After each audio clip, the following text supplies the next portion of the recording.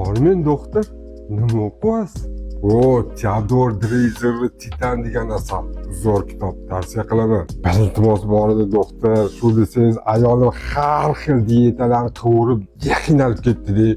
Yo'qmi bitta zo'rdan mashhurlarnikidan yordam beradiganidan. Bor, zo'r bitta usul o'rgataman. Hande Erchil bor-ku, turk aktrisasi, juda ham bir chiroyli qomatga ega bo'lgan.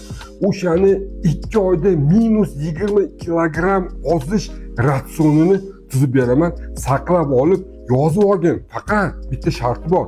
Yordam berish sharti bilan, ha? Albatta doktor.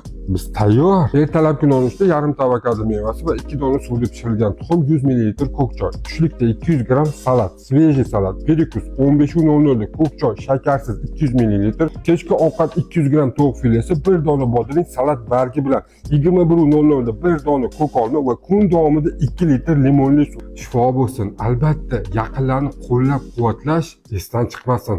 Sizlar bilan doktor Kamilov.